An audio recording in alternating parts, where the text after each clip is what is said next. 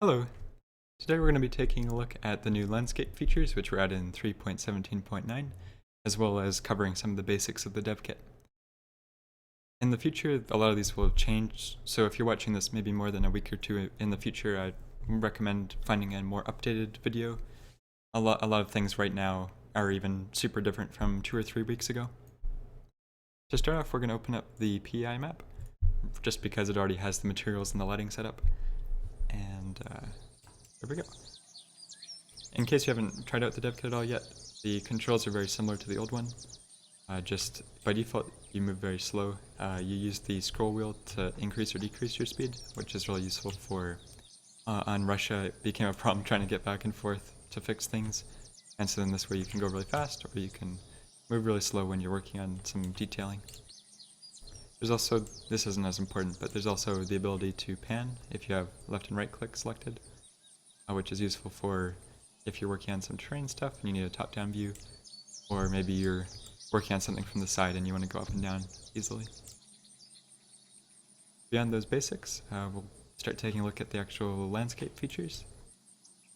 To do that, you're going to press the same key you had for the terminal when that was added, except now it'll open up the Devkit. By default, by default there's no windows, so it'll look like this.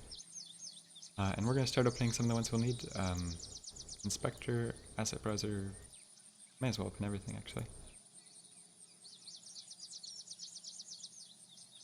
Okay, as this is kind of a crash course of what the Devkit is right now, the inspector you use to select things and change them. So if you're working on some custom assets, you would set that up here. The asset browser is where you can select the different asset files, so this could be guns or terrain materials in this case, and you can tweak them with the inspector. Content browser is what you use to look through asset bundles, which used to be called Unity 3D files, now they're .content files. The type browser is used to, well, it's going to be used for a lot of different things, like linking different classes for different implementations, so like custom game modes and stuff. Right now you just use it to spawn things.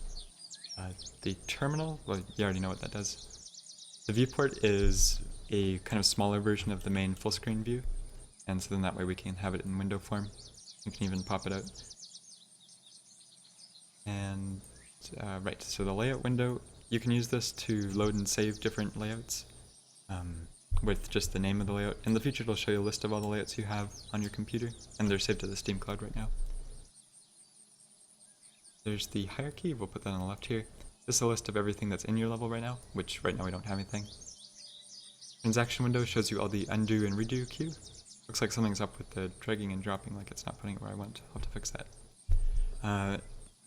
But yeah, that'll show all the different undo redo options. You can click on it to go back a whole bunch of steps, or just press Ctrl Z and Ctrl Shift Z to go undo redo. And finally, there's the things we're actually looking for, which are the landscape tool and the selection tool. Okay, to get started, we want to go to the type browser, core, and these other ones will, in the future it'll be moved from core into framework, but right now it's in core, which is just kind of the all of Unturned's code, although it's filtered to only show these ones. And we're going to select landscape, which you can see added a new landscape to our hierarchy. It should only work with one per level. If you add two, it might break things right now. That'll be improved a bit in the future, but the idea is that you could select it and move it around or whatever, if you need to adjust your whole level or something. And after that, we should be good to go. We can select the landscape tool. It'll be re-equipped anytime you click on the tab title.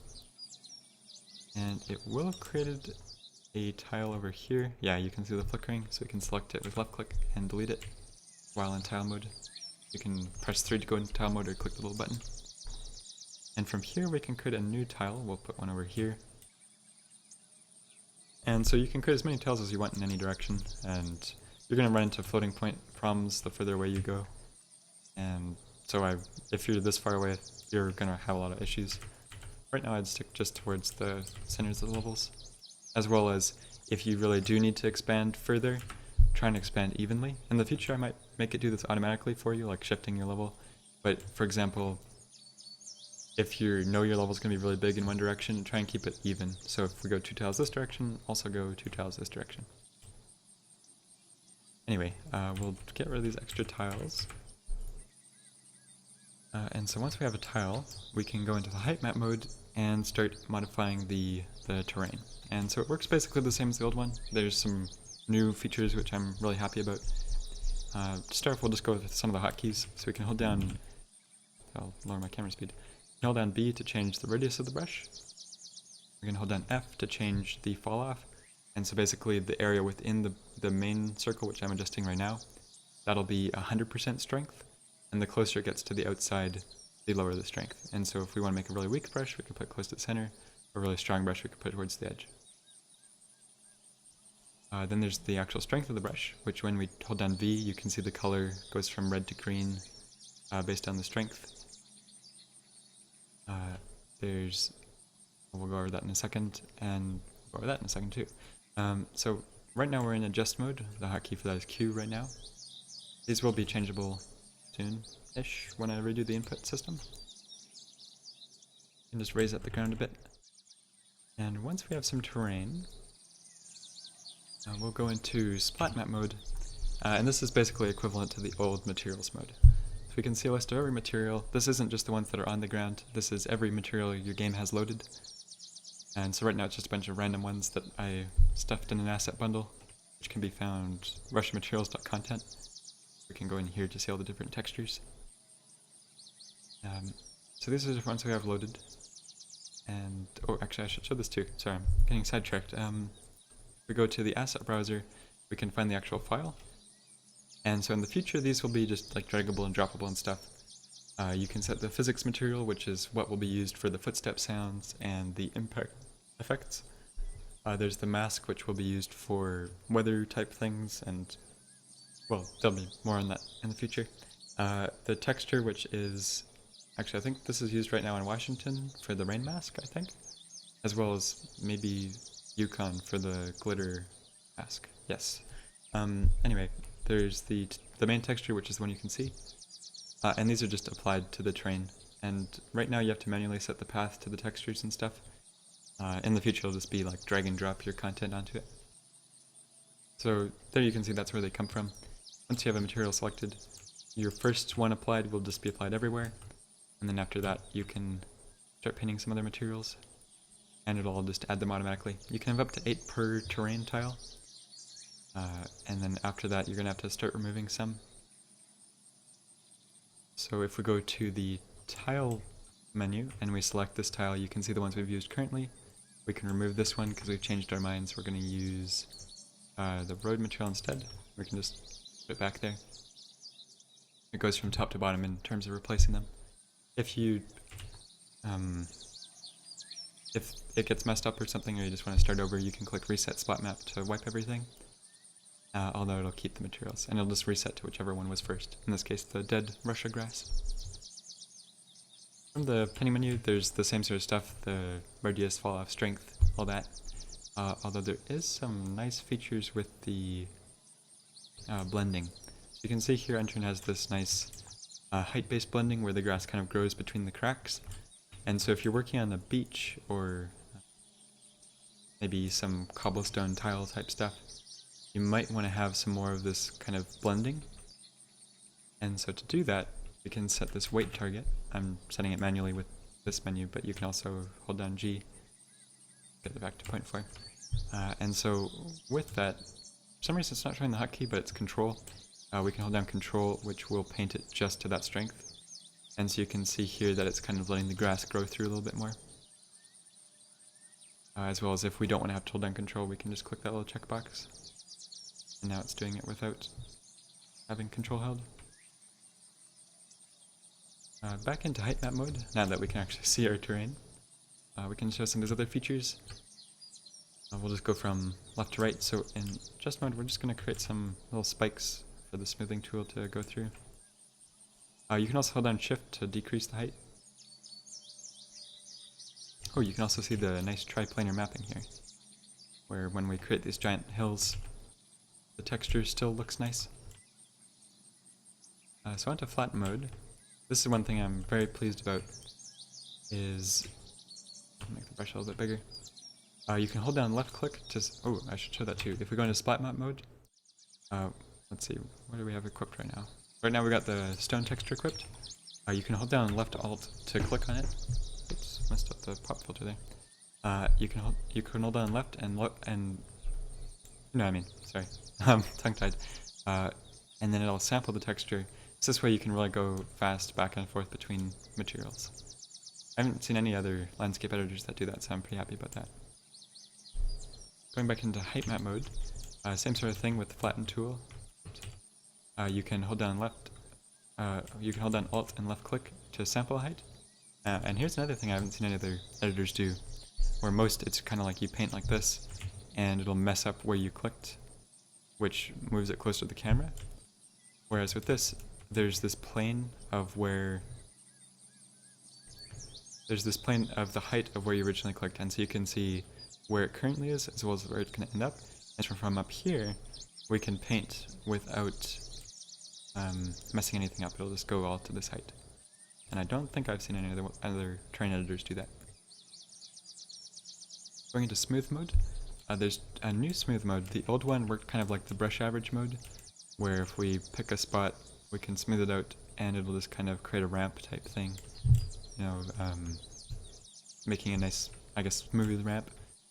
But there's this other mode, pixel average, which I think is useful if you have some really bumpy terrain and you want to keep it the same sort of, if this was on here it'd be more evident, but you want to keep it the same sort of height, but you just want to get rid of the noise. And so you can use the pixel average mode to get rid of that. It's probably useful in a few other cases too. You just want to give it a try when you're working on some terrain. As well as there's the ramp tool. And so what I was thinking with this is it's useful for literal ramps, like if we wanted to make a ramp connecting these, or if we wanted to kind of polish this up a bit. Maybe we'll make it a little bit harsher on the edges. As well as you can use it to connect areas, like that. Or if you have a kind of spot you want to put a valley, we might use, let's see, make it wide, and we'll make the fall off small. So you can create a bit of a valley, or maybe it's something that there's going to be a road going through here. So we remove that, and we got a good spot for a road. But one of the other things that I think it's useful for is on a lot of my terrains, I'll have kind of this erosion look. In the future I want to support some world machine integration so that you can import and export your erosion masks and stuff. But for right now, this is a good way to do it, is you can just kind of create some subtle lines down the sides of the hills where you think might look nice. But this is obviously a bit extreme, but all the current maps have, I'm not sure Rush has this, because I don't think games did this, but my maps have this. And it also gives you a little bit more cover when you're moving along the hill. One thing World of Warcraft does, they use vertex colors for this, but you can maybe put a bit of dirt in some of the crevices. That actually looks terrible with this color, but you know what I mean. Having a small brush and just going through some of the cracks, sort of like ambient occlusion for the terrain. So pump up that strength. This is a very bad example. Look at World of Warcraft screenshots and you'll see what I mean. I think that covers all these different tools. Yes, okay. If you're going to convert some existing terrain, let's say we'll pick an interesting spot. Maybe here. Or, no, wait a second. Let's delete that one. We'll do this one. Oh, right, that reminds me. The other neat thing is that if you have two tiles side by side, you can paint and it'll just automatically keep everything matching between the edges. So you don't need to worry about the tile boundaries. It's really all automatic for you. There's no manual stuff with the tile boundaries. Really happy about that. Anyway, we go back to here. If we select this tile, we can click Convert Legacy Height Map, which will get this black height map everywhere. And then, let's see, we'll put a material on here.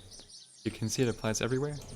But if we click Convert Legacy Splat Map, that's going to apply, what's a good way to describe it? There's kind of the weights everywhere, so you can see there's like the grass and the terrain materials. It's going to keep the same values. So it can't automatically set up the materials for you, but it can paint them everywhere for you. Maybe that explains it. So if we add some other materials, you can see it's automatically sticking them into the slots that we'd already painted as part of PI. And so for now, I would recommend holding off on doing this, unless you're working on a new map and you really want to take advantage of these new features right away. I really do think that I'll have it all good to go in the next week or two though. I would recommend holding off until the official maps are converted and the process a little bit smoother. The other important, well, here, wait, we'll cover the other thing first. So the other really useful new feature that was added is if we go to the type browser, we can create these volumes. And so it works basically the same as creating the landscape. We just click it and it'll add one. There's the player clip volume, which is basically the same as the old big red walls around the map. And so you just can't walk through this. This will be useful for some of the smaller single player type maps, or like there's a few Counter-Strike map recreations on the workshop. So this will be useful for those. As well as the landscape. Oh, whoops, did that create one? Oh, you can also press F on it to focus it. The focusing is now based on the size of your selection too, so it just works. If we have like a bunch selected, it'll focus them all. Anyway, so with these you can make holes in the ground. There's a limit right now of you can only have 16 per map. The reason for that is there's a really nice way to do them with forward rendering, but because deferred is my main focus, I had to pick a way that worked for both. And the way it works right now is kind of intensive, and so 16 is like my hard cap right now. I would really recommend you're very careful with how you use these, because they do have a fairly high performance cost.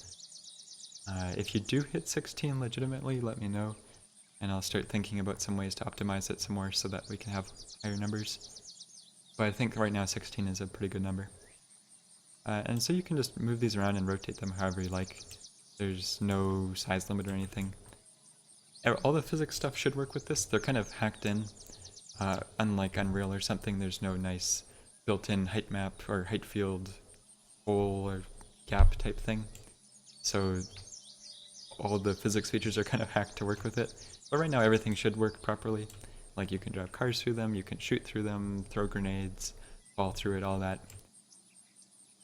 But let me know if you find any bugs. There's probably a few still left over. Just last night I was up late just getting the last few ones working properly.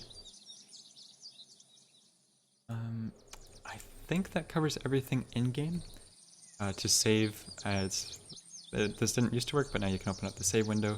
You can uncheck the ones you don't want to save and click save to save. I don't want to save these changes to PI, so we'll ignore that. And now out of game, this is the very last thing, is if we go to the maps folder in PI, or I haven't created this one yet. I don't think many people know this, but you can configure some stuff already, like there's the lists of creators, collaborators and stuff, and these will show up on the menus.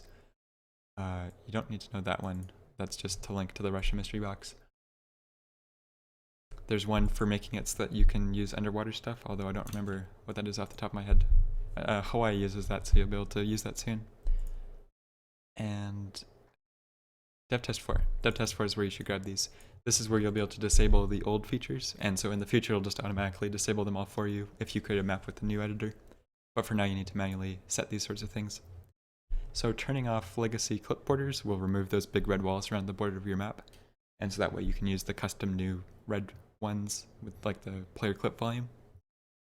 Then use legacy ground. If you turn this off, it just won't import any of the old ground stuff whatsoever. There are a few downsides to that, like right now foliage. I still need to write all the foliage stuff. It's going to be so much better. I just can't wait to show you. It's going to be so much better. The trees also, you can't rebake them or move them or anything if you turn this off. So again, this should be done soon. I'm just so excited to show the new tree stuff. It's going to be awesome. Anyway, so there is that kind of drawback. But if you're just working on a new map, it's probably fine to turn it off for the moment if you want to completely use the new tools. Yes, I think that covers everything. Let me know if you have any questions. I'll try and address them in the description or comments or whatever. Or send me an email, nelson@smartaddressgames.com. As always, thanks for watching. I'll catch you in the next one.